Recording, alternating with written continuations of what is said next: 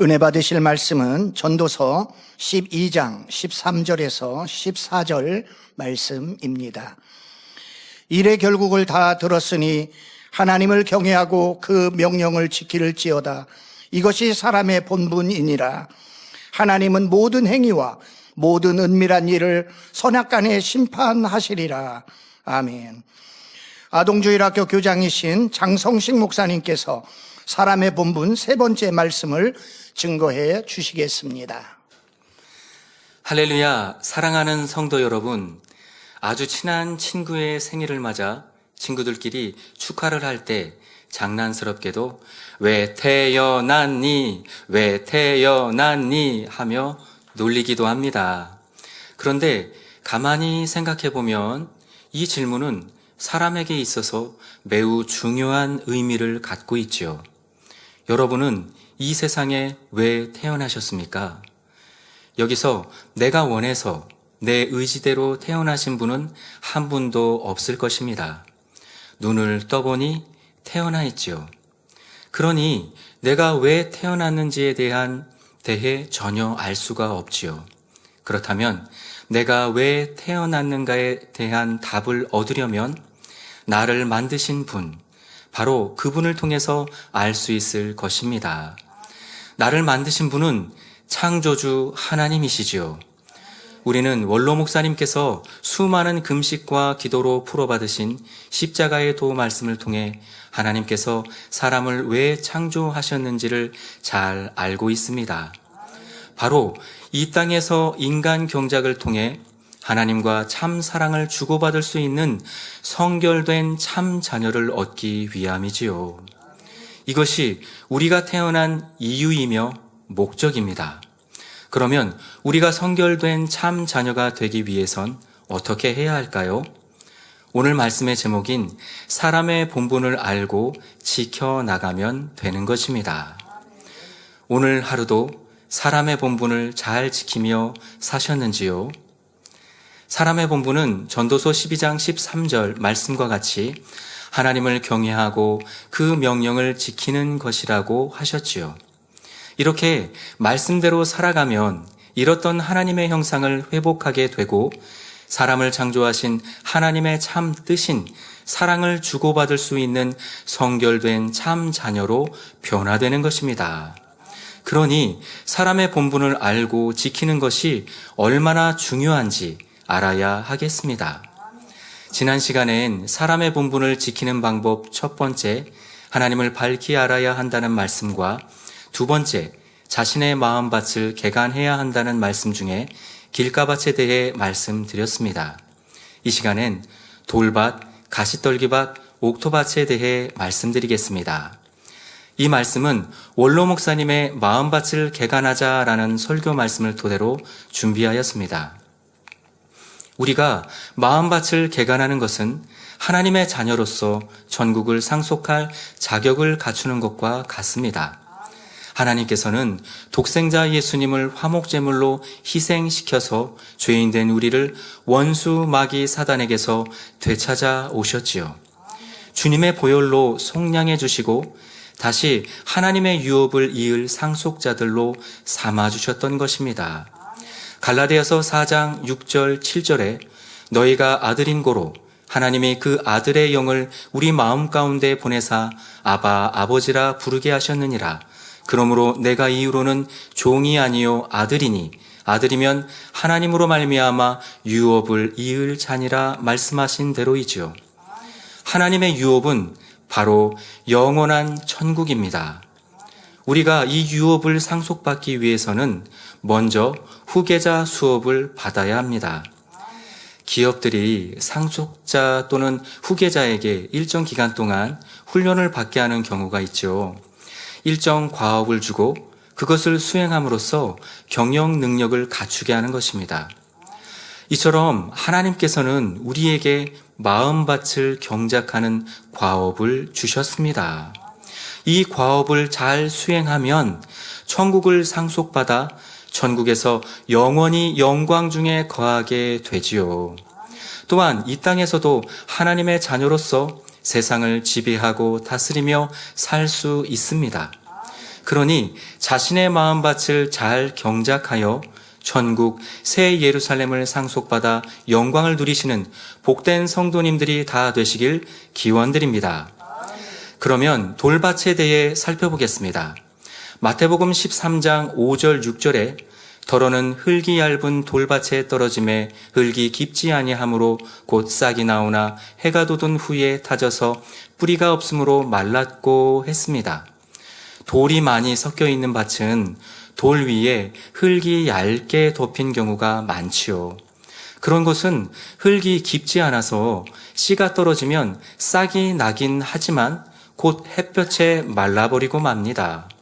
그렇다면 돌밭이란 영적으로 어떤 마음을 나타내는 것일까요?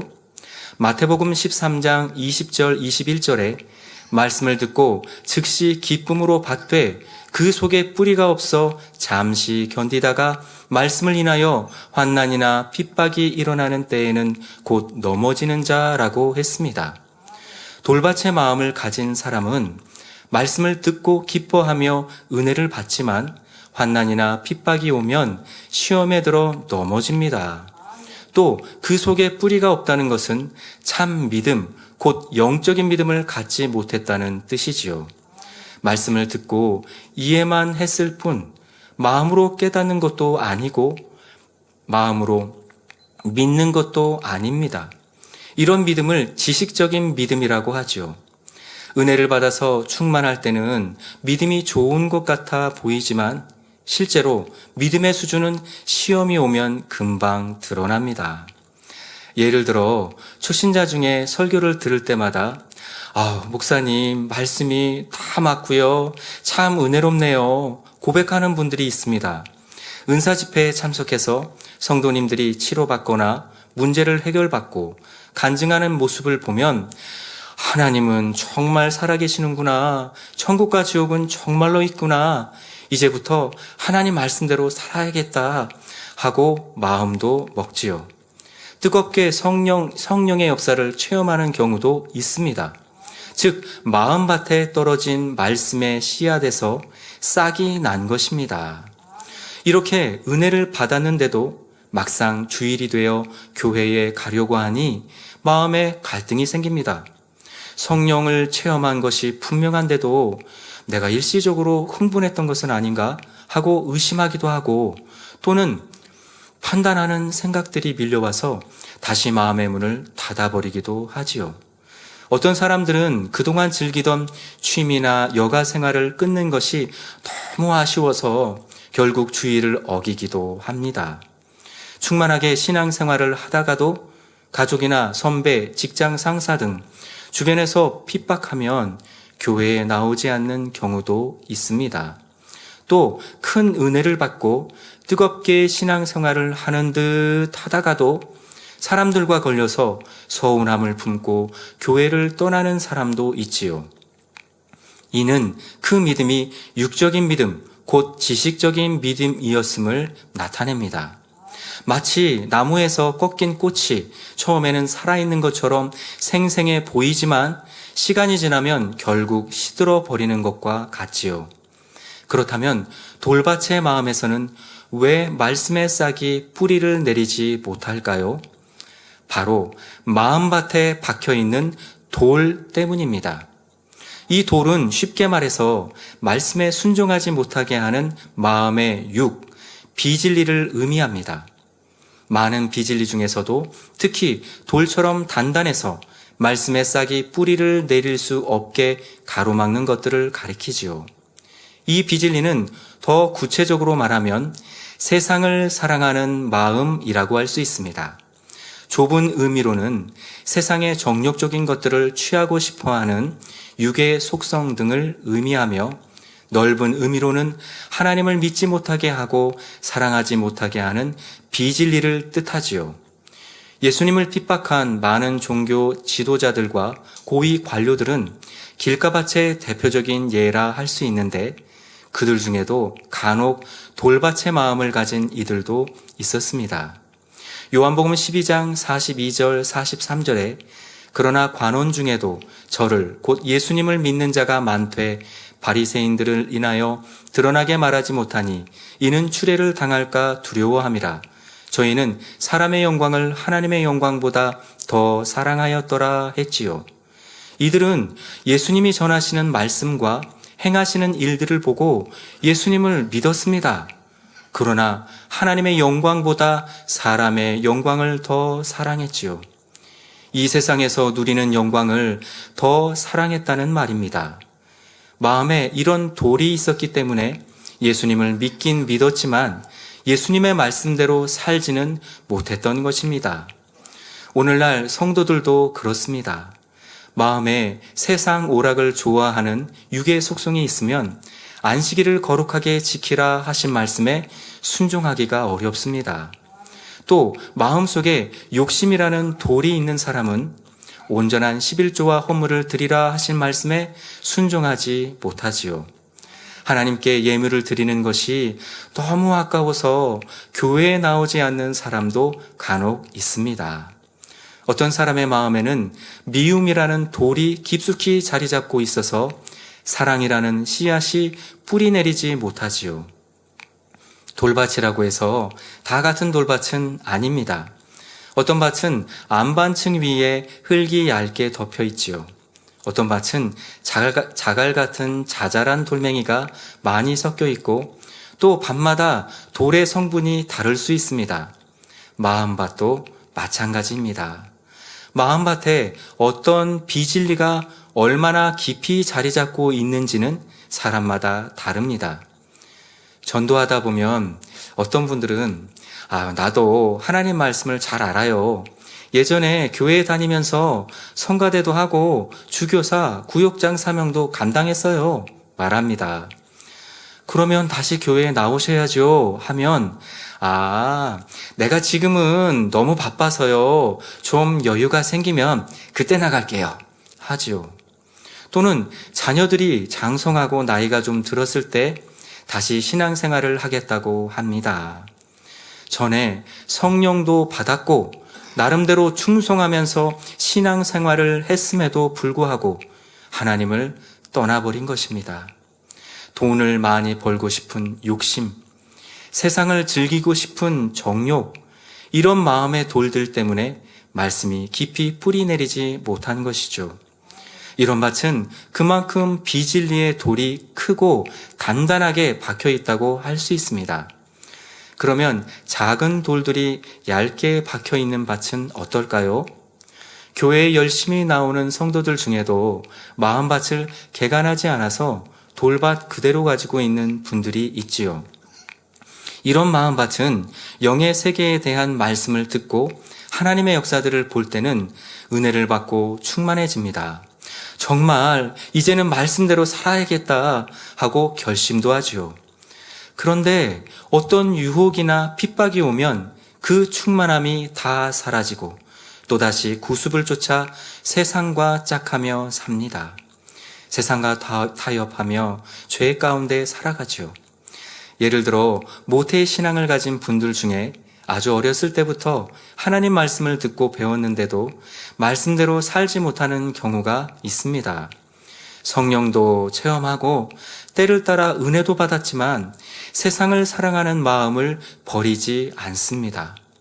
말씀을 들을 때는 내가 이렇게 살면 안 되는데 하고 생각하지만 막상 세상으로 나가면 또다시 세상에 젖어들지요. 하나님께 한 발, 세상에 한 발을 두고 살아가는 것입니다. 들은 말씀이 있기 때문에 하나님을 떠나지는 않지만 여전히 마음속에는 하나님의 말씀이 뿌리 내리지 못하게 하는 돌들이 많이 있는 것입니다. 부분적으로만 돌밭인 경우는 어떨까요? 이런 밭에서는 부분 싹이 자라서 열매도 맺습니다. 말씀을 듣고 그 중에서 어떤 말씀은 잘 행하지만 반면에 어떤 말씀은 잘 행하지 못하는 경우에 해당합니다. 이런 경우 열매가 전혀 안 맺히는 것보다는 낫지만 더 이상 밭을 개간하지 않는다는 부작용이 따르기도 하지요. 자신이 어느 정도 이른 분야도 있고 인정받는 분야가 있으므로 이루지 못한 부분은 잘 깨닫지 못합니다. 마치 눈이 가려진 것처럼 발견하지 못하니 마음밭을 개간하려고 노력하지도 않지요. 예를 들어 어떤 사람은 변개함 없이 성실하게 충성합니다. 이 충성에 대해서는 나름대로 열매도 맺지요.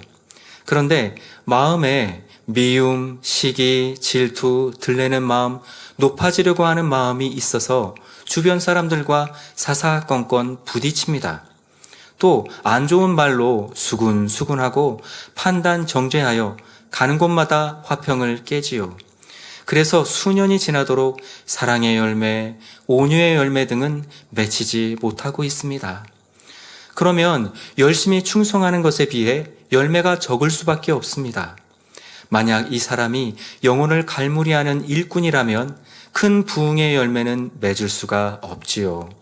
오히려 화평을 깨트림으로 이 사람의 좋은 마음, 곧 변개함 없이 충성하는 마음이 빛을 발하지 못하기도 합니다. 또 어떤 성도는 마음이 부드럽고 선해서 다른 사람을 잘 배려하고 이해해 주는데 성실하지는 못합니다. 시간 약속을 잘 어기는 등 매사에 책임감이 부족하다는 말을 듣지요. 수년이 지나도 이런 모습이 변하지 않습니다. 이런 경우에는 화평이나 사랑 분야는 어느 정도 싹이 나고 자랄 수 있겠지만 고든 마음을 이루기는 어렵지요. 그러면 하나님께서 주시는 축복의 열매도 제한적일 수밖에 없습니다. 이 사람의 화평함의 분야를 크게 사서 사명을 맡긴다고 해도 중요한 사명은 맡기기가 어렵습니다.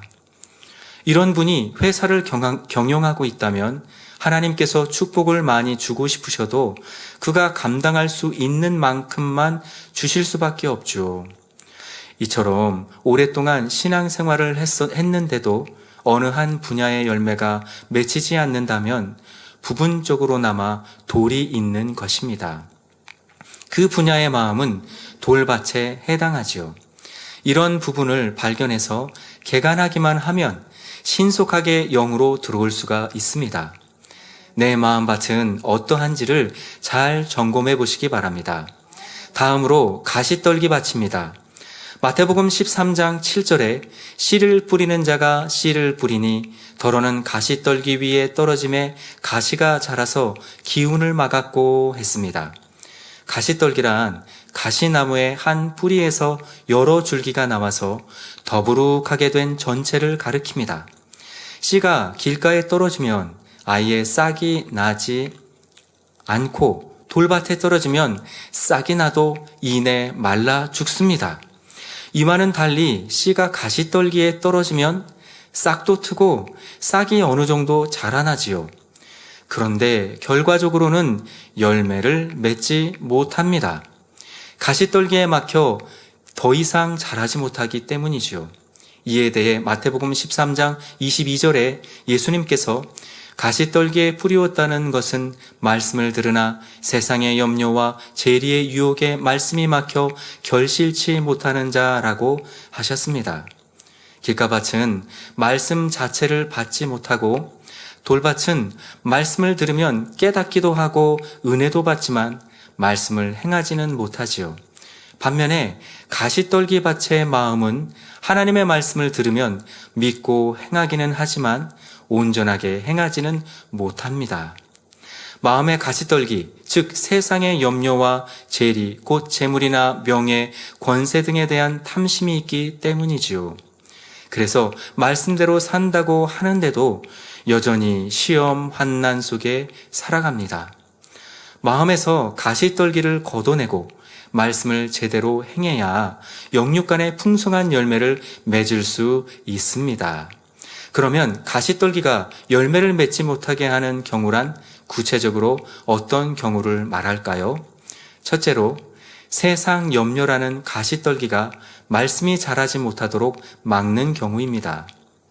하나님의 전에서 안식일을 지키면서도 집안일, 사업터 걱정, 자녀 걱정 등의 육의 일들에 대한 염려가 끊임없이 밀려온다면 신령과 진정으로 예배를 드리는 것이 아닙니다. 예배를 드리면서 위로를 얻고 새 힘을 얻어야 할 텐데 근심만 더 늘어납니다. 그러면 아무리 오랜 세월 동안 주일을 교회에서 보낸다고 해도 안식일을 온전히 지킬 때에 주시는 참된 기쁨과 평안을 맛볼 수 없죠. 안식일을 거룩하게 지키면 영원히 잘 되고 복이 임할 텐데 이런 복이 온전히 임하지 않습니다. 하나님께서 안식일을 주신 이유는 자녀들이 주 안에서 참된 안식을 누리게 하기 위해서이죠. 믿음으로 세상 일을 다 아버지 하나님께 맡기고 영육 간의 평안과 기쁨을 누리기를 원하십니다. 이런 하나님의 뜻에 맞게 안식일을 지킬 때 안식일을 온전히 지켰다고 할 수 있습니다.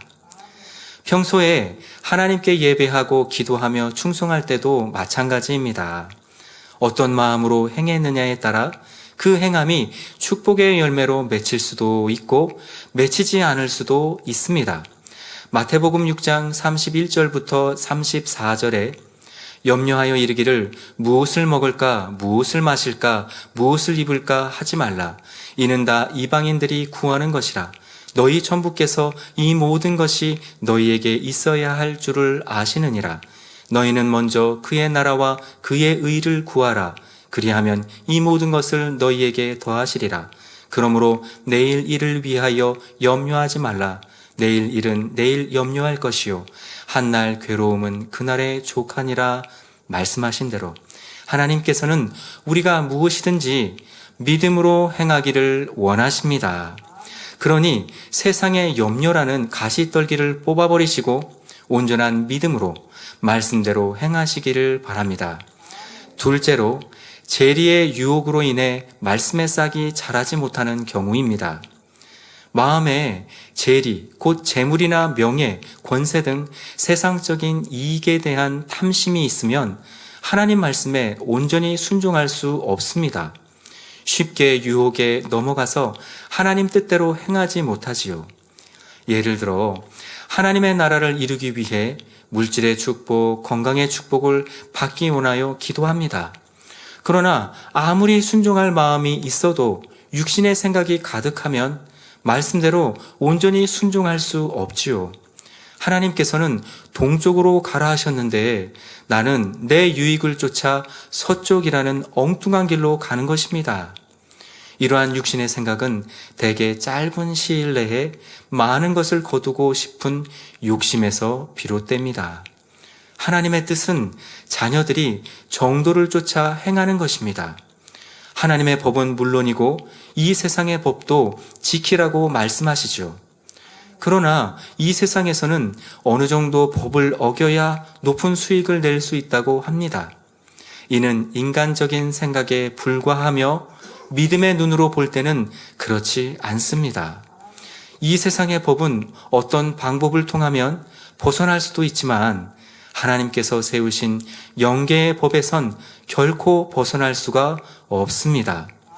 인간의 생사화복을 주관하시는 하나님의 눈을 가릴 수도 없지요. 따라서 영계의 법을 우선적으로 지켜야만 모든 일이 형통하고 축복이 임합니다. 하나님은 이 세상 그 누구보다 지혜로우신 분이십니다. 지혜의 근본이시지요. 하나님께서 인도하시는 길이 가장 빠른 지름길이요 많은 열매를 낼 수 있는 확실한 길입니다. 이를 믿고 하나님의 뜻을 쫓아 정도를 걸으면 반드시 믿음의 역사를 체험하게 됩니다. 탐심으로 인해 육신의 생각이 발동하고 육신의 생각이 눈을 가리기 때문에 불통의 길로 가게 되는 것입니다. 자신의 지식과 지혜, 경험을 바탕으로 어느 정도 성공할 수도 있지만 결과적으로는 하나님께서 주시는 온전한 축복을 받을 수는 없지요. 예를 들어 어떤 사람들은 모든 일을 자기 생각대로 해놓고 어느 정도 잘 되자 축복받았다고 간증합니다. 그런데 이 일이 계속 잘 되려면 계속해서 육의 지식과 세상 방법에 의존해야 하고 때로는 불법을 행해야 할 때도 있죠. 그러면 하나님께서 지켜주실 수 없기 때문에 형통하지 못합니다. 쌓았던 모든 것이 한순간에 허물어지는 경우도 있습니다. 입술로는 하나님을 의지한다고 했지만 실제로는 자기 생각대로 행했기 때문에 오히려 영광을 가리고 말지요. 그렇기 때문에 하나님께서는 가시떨기밭을 가진 자녀에게는 원하는 대로 축복을 주시지 않습니다. 먼저는 마음에서 탐심이라는 가시떨기를 걷어내고 하나님의 뜻에 무조건 순종할 수 있을 때 원하는 대로 축복해 주시지요. 그러면 가시떨기밭을 개간하는 방법은 무엇일까요? 첫째로 마음밭에서 가시떨기를 발견하여 뿌리채 뽑아버려야 합니다. 가시떨기는 육신의 생각들을 의미합니다. 그 뿌리는 마음의 악 그리고 육을 의미하지요. 즉 마음에 있는 악과 육이 육신의 생각의 근원이라는 말입니다. 가시떨기의 가지만 쳐내면 뿌리에서 다시 돋아나지요. 마찬가지로 아무리 육신의 생각을 하지 말아야지 해도 마음에 악이 있으면 뜻대로 되지 않습니다. 마음에서 육을 뽑아버려야 하는 것입니다. 두 번째로 먼저 굵직한 뿌리를 뽑아내면 잔뿌리까지 뽑혀 나옵니다. 여러 뿌리 중에서 특히 탐심과 교만이라는 두 개의 큰 뿌리를 뽑아내면 마음에서 육이 많이 버려집니다. 육의 것에 대한 탐심이 있기 때문에 세상에 얽매여 세상 일을 염려하게 되지요. 하나님의 말씀대로 산다고 하면서도 나에게 무엇이 더 유익이 되나 계산하고 따져서 자기 뜻대로 살아가는 것입니다. 또 교만이 있기 때문에 온전한 순종이 나오지 못하지요. 내가 다 할 수 있다는 생각이 있기 때문에 육적인 지혜를 동원하고 육신의 생각을 쫓아가지요. 그러므로 무엇보다도 탐심이라는 뿌리, 교만이라는 뿌리를 뽑아내시기 바랍니다. 성도 여러분, 가시떨기를 쉽게 뽑는 방법이 있습니다. 바로 가시가 나를 얼마나 아프게 하는지를 깨닫는 것입니다. 늘 말씀을 묵상하고 깨어 기도하면 성령께서 이것을 절절히 깨닫게 해주십니다. 절실히 깨달으면 미련 없이 가시떨기를 뽑아버릴 수 있지요. 우리가 정말 사모하고 욕심내야 할 것은 다른 것이 아니라 천국이며 새 예루살렘임을 꼭 기억해 주시기 바랍니다. 다음으로 우리가 사모하는 옥토밭입니다. 옥토밭은 어떤 밭일까요? 옥토밭의 마음은 말씀을 듣고 그대로 순종하는 마음입니다. 마태복음 13장 8절에 씨를 뿌리는 자가 씨를 뿌리니 덜어는 좋은 땅에 떨어짐에 혹 100배, 혹 60배, 혹 30배의 결실을 하였느니라 말씀합니다. 좋은 땅, 곧 옥토밭은 씨를 심으면 풍성한 열매를 내는 밭입니다. 즉 하나님의 말씀을 들으면 그대로 행해서 풍성한 열매를 내는 마음이지요. 그러면 옥토밭의 특징에 대해 살펴보겠습니다. 첫째로 옥토밭은 부드럽습니다. 길가밭과 반대이지요. 옥토밭에 씨를 뿌리면 흙이 곱고 부드러워서 씨가 흙 속에 자리를 잘 잡습니다. 또 흙 속의 공기와 수분을 머금고 있기 때문에 싹도 잘 트지요. 이처럼 옥토밭의 마음은 하나님의 모든 말씀을 잘 받아들입니다. 말씀이 자신의 생각에 맞으면 믿고 맞지 않으면 안 믿고 하는 이런 것이 없지요. 원로 목사님께서는 무수한 금식과 기도로 하나님께 성경 말씀을 풀어받으셨지요. 그런데 한 번도 들은 적도 없고 본 적도 없는 영의 세계에 대해 알려주실 때에도 결코 의심하지 않으셨습니다. 성경 66권의 모든 말씀을 다 믿으셨기 때문이지요. 이러한 마음이 옥토밭의 마음입니다. 시편 119편 103절에 주의 말씀의 맛이 내게 어찌 그리 단지요 내 입에 꿀보다 더하니이다 하신 대로입니다. 둘째로 옥토밭의 마음은 돌이 없습니다. 옥토밭의 마음에는 돌이 없어서 말씀의 뿌리가 쭉쭉 뻗어나갑니다. 즉, 들은 말씀을 실행함에 있어서 거칠 것이 없지요. 세상을 사랑하는 마음이 없기에 이것을 순종할까 말까 하는 망설임도 자신과의 싸움도 없습니다. 비진리가 없어서 말씀을 행하는 것이 어렵지 않죠. 오직 아멘, 예 하고 순종하는 것입니다. 설령 어떤 시험이 온다고 해도 육적으로 벼랑 끝에 서 있는 듯한 절박한 상황에 처한다 해도 그 마음이 변함이 없지요. 고린도후서 1장 19절에 하나님의 아들 예수 그리스도는 예하고 아니라 함이 되지 아니하였으니 저에게는 예만 되었느니라 하신 대로 주님의 마음이 전형적인 옥토밭이지요. 아니, 예수님은 하나님의 아들이시니 당연히 순종을 잘하시지 않겠습니까? 할 수도 있지만 예수님의 삶을 살펴보면 순종하기 참으로 어려운 상황의 연속이었습니다. 이 땅에 오실 때의 상황부터가 그러했지요. 예수님은 근본 하나님의 본체로서 피조물처럼 육을 입고 이 세상에 태어나셔야 했습니다. 사역하시는 동안에도 하나님의 아들이라고 해서 어떤 특혜가 주어진 것이 결코 아니지요. 오히려 아주 엄격한 공의가 적용되었습니다. 원수 마귀 사단은 끊임없이 악한 자들을 사주해서 예수님을 죽일 명분을 찾았지요. 예수님께서 진리를 전하시자 세상 권세자들은 예수님을 핍박했습니다.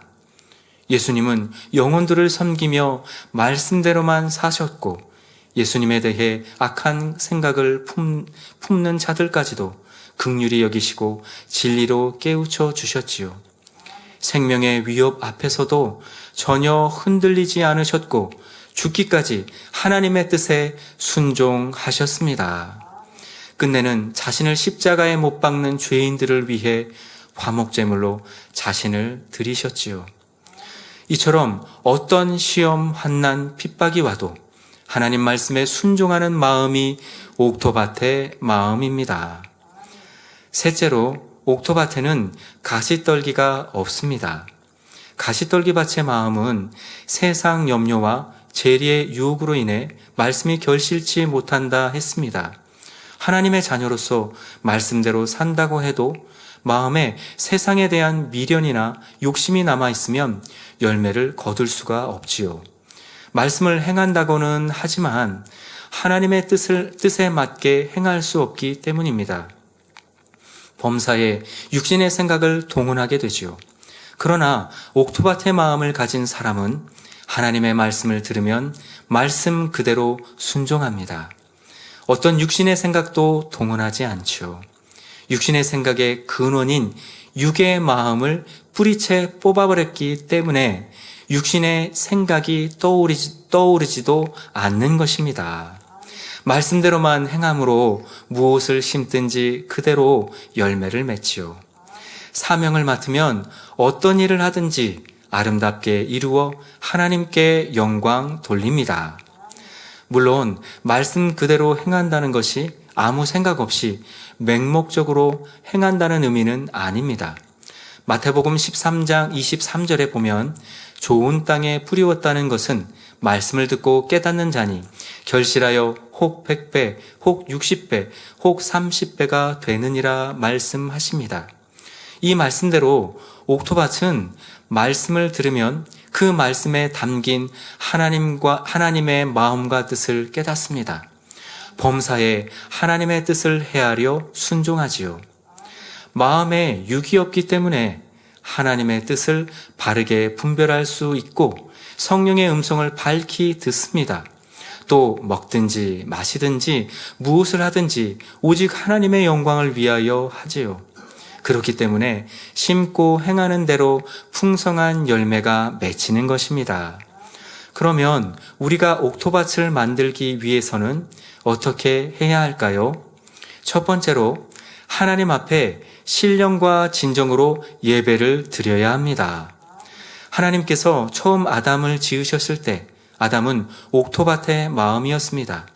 그런데 아담이 하나님 말씀을 어기고 선악과를 먹는 순간부터 그 마음은 황폐한 밭으로 변해갔지요. 거기다가 영의 세계인 에덴 동산을 떠나 육의 세계인 이 땅으로 내려와 살게 되었습니다.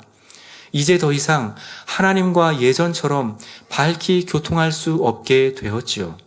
하나님께서는 이런 아담에게 하나님과 교통할 수 있는 길을 열어주셨습니다. 그 길은 바로 제사였지요. 하나님의 백성들은 제사를 드림으로써 거룩하시고 온전하신 하나님과 제한적으로나마 교통할 수 있었습니다. 오늘날에는 제사가 아닌 예배를 드리지요. 예수님께서는 새로운 제사, 곧 오늘날의 예배에 대해 다음과 같이 말씀하셨습니다. 요한복음 4장 23절에 아버지께 참으로 예배하는 자들은 신령과 진정으로 예배할 때가 오나니 곧 이때라. 여기서 이때란 주님이 부활 승천하신 후 성령이 오셔서 사역하시는 때를 말합니다. 예수님은 자신을 화목제물로 드려 하나님과 우리를 화목하게 하셨습니다. 단 한 번의 제사로 온 인류의 죄를 대속하셨지요. 그 후 하나님의 백성들은 짐승을 잡아 드리는 피의 제사 대신에 신령과 진정으로 예배를 드리게 되었습니다. 신령과 진정의 예배를 드리게 됨으로써 본래 아담을 옥토의 마음으로 지으신 하나님과 더 밝히 교통할 수 있는 길이 열리게 된 것입니다. 그러므로 예배를 통해 하나님과 교통을 이루려면 반드시 신령과 진정으로 예배드려야 하지요. 요한복음 4장 24절에 예수님께서는 하나님은 영이시니 예배하는 자가 신령과 진정으로 예배할지니라 라고 가르쳐 주셨습니다. 하나님은 영이십니다. 반드시 신령과 진정으로 예배드려야 하나님과 교통할 수 있지요. 여기서 신령으로 예배한다는 것은 우리 안에 계시는 성령님과 함께 마음 중심으로 예배드리는 것을 뜻합니다. 성령의 감동, 감화, 충만함 속에 하나님 말씀을 듣고 양식 삼는 것이지요. 진정으로 예배한다는 것은 몸과 마음과 뜻과 정성을 다해 예배드리는 것을 뜻합니다. 하나님을 사랑하는 중심으로 기도와 찬양, 예물 등 모든 행함에 기쁨과 감사의 향을 담아 드리는 것이죠. 이렇게 예배드릴 때 성령의 도우심 속에 신속하게 옥토의 마음을 회복할 수 있습니다. 신령과 진정으로 예배드리면 예배 시간이 행복합니다. 말씀을 듣고 찬양과 기도를 드리는 것이 즐겁지요. 그래서 예배 시간이 기다려지고 예배 시간에는 한 말씀이라도 놓칠세라 말씀을 열심히 경청하지요. 어떤 잡념이나 육신의 생각이 틈타지 않습니다. 설령 피곤해도 성령 충만하여 피곤도 지배해 버리지요. 신령과 진정으로 예배드리는 분들은 삶 속에서도 그 예배가 이어집니다. 로마서 12장 1절에 너희 몸을 하나님이 기뻐하시는 거룩한 산제사로 드리라. 이는 너희의 드릴 영적 예배니라 말씀하신 대로 삶 전체를 산제사로 드리는 것입니다. 신령과 진정으로 예배드리면 들은 말씀이 마음에 새겨지고 그 말씀이 삶 속에서 살아 움직이며 역사하게 되지요. 둘째로 불같이 기도해야 합니다. 디모데전서 4장 5절에 하나님의 말씀과 기도로 거룩하여 지민이라 하셨습니다. 말씀을 듣고 내 마음밭에 이렇게 돌이 많구나, 가시떨기가 많구나 깨닫는 것만으로는 온전히 뽑아버릴 수 없습니다. 자신의 의지와 노력으로 뽑을 수 있는 것도 아니죠. 마음밭이나 마음밭의 비질리는 우리 눈에 보이지 않는 영의 분야입니다. 따라서 마음밭의 비질리는 영적인 방법으로만 벗어버릴 수 있지요. 즉, 기도해서 마음에 영적인 작용이 일어나야만 비질리를 온전히 벗어버릴 수 있습니다.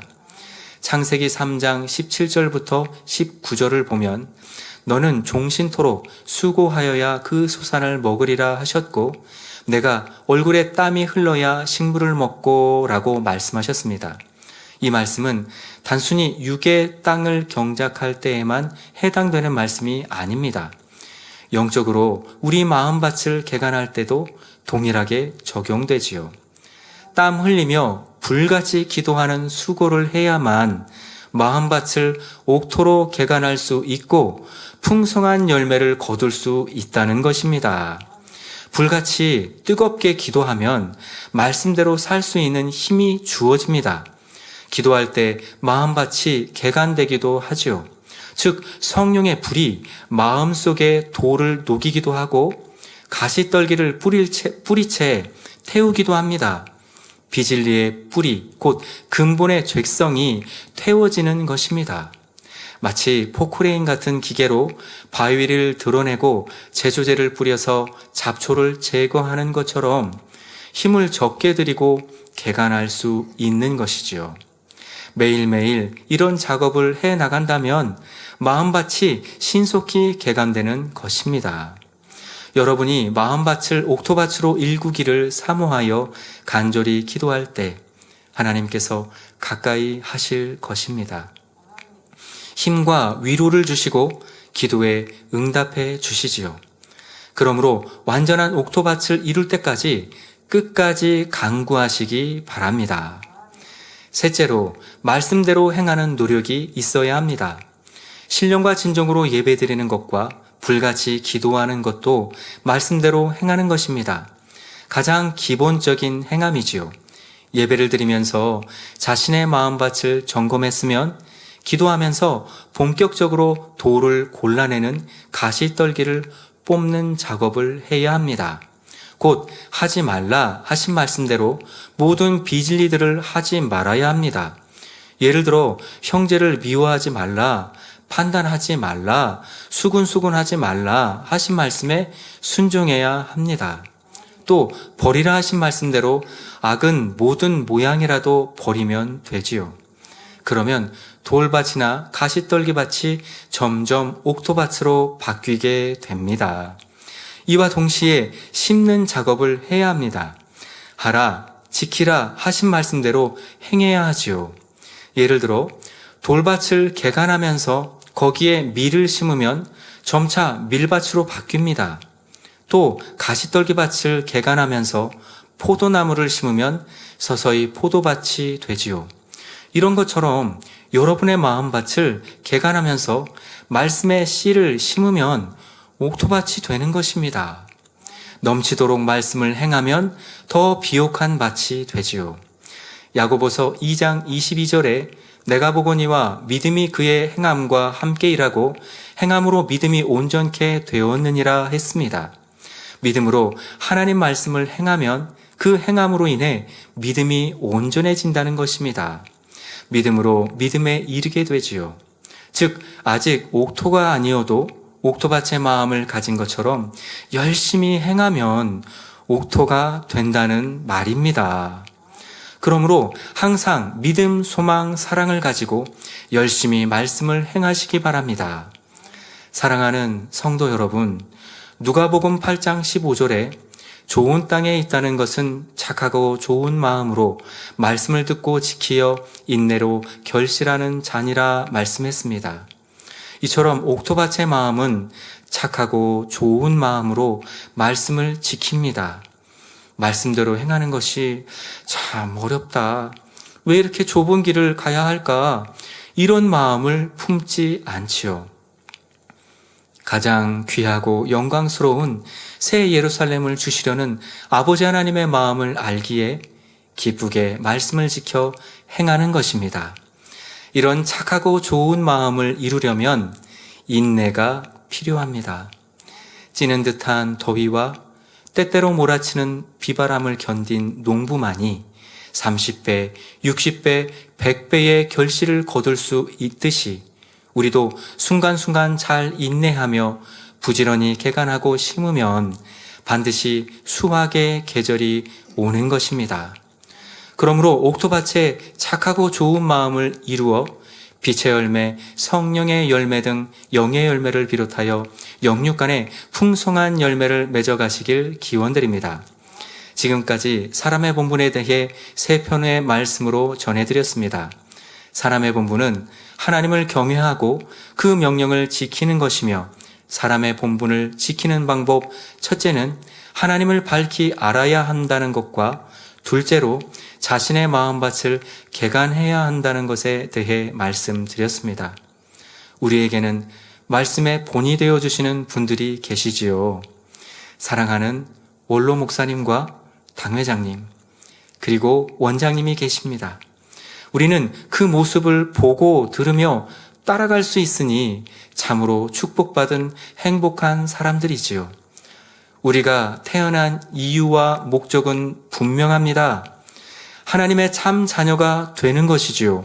그러니 사람의 본분을 잘 지키어 하나님의 기쁨과 위로가 되시는 복된 성도님들이 되시길 주님의 이름으로 기원드립니다. 들으신 말씀을 생각하며 기도하시겠습니다. 할렐루야. 사랑의 주 아버지 하나님, 우리가 태어난 이유와 목적은 하나님의 참 자녀가 되는 것입니다. 참 자녀가 되기 위해 사람의 본분을 지키는 것이 매우 중요하오니, 우리의 삶 속에서 하나님을 경외하고 그 명령을 지켜나가며 하나님을 밝히 알아가고 자신의 마음밭을 옥토밭으로 개간하여 하나님의 기쁨과 위로가 되는 복된 성도님들이 다 되게 하여 주시옵소서. 감사드리며 우리 주 예수 그리스도 이름으로 기도하옵나이다. 아멘.